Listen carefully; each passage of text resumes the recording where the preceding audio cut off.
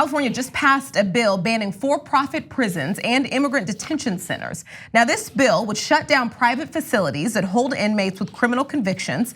More than 2,200 people were held in such facilities as of June, according to data from the Federal Bureau of Justice Statistics.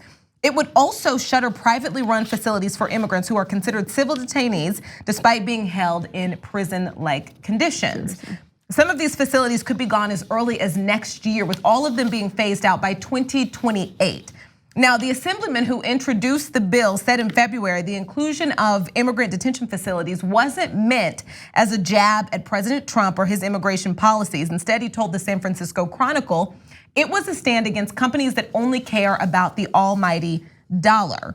Now, immigration advocates, they worry ICE and its contractors will try to find a way around this new rule.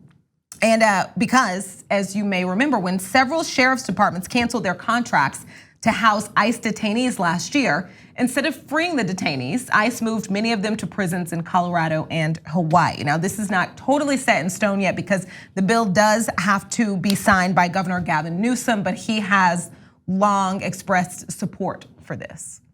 That's something that's refreshing too. Like, I know California has a lot of work to do, without question. We have issues, but at the same time too, this is so cool to see that we're stepping away from this institutionalized profit game where they don't care about people. They don't care about these individuals. They just want to continue to make a buck. And in California having the world's 5th largest economy, it's cool that there's a lot of things that we can just kind of say, screw you, to the rest of the nation. We don't have to do this. We can actually play by rules that we think are right, and we're gonna do that.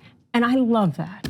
That's so cool. It makes the state a little bit safer for the citizens that are black and brown, whether you think about it, whether you want to admit it or not. It might be something that some people never have to think about.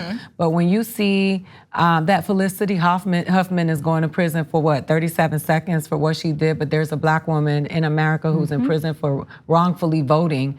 It's just those are the reasons why this prison for profit thing is such a concern to people of color, because people of color are a currency, if you will. Absolutely. And always the collateral damage when it comes to these types of decisions. So I'm glad to live in California that at least is making an effort towards something in this direction, because honestly, when you talk, when I heard that man say that the P word was a bad word, the privilege word, I was like, we are really battling the disease of ignorance to the utmost degree.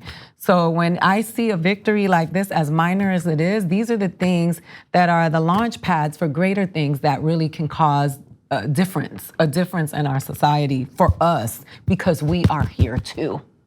I agree. And it's like you said, I am glad to live in California because of so many different reasons, similar like this, decisions like this. And just thinking, just even reading that sentence, these people who come here from another country are held in prison-like conditions, although they are not prisoners. Yes.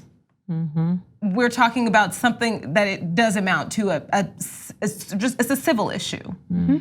And this has to happen in order to just protect people from being abused. And we're still not out of the what's the word there? We're still not out of the woods. The woods. You can see how much I like the outdoors. No, you're absolutely right. It's the new slavery.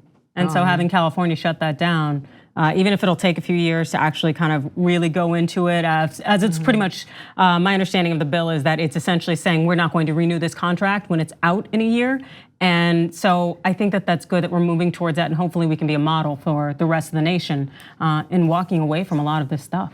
Like what you see? Click the subscribe button below, and don't forget to ring the bell to never miss another video from the Young Turks.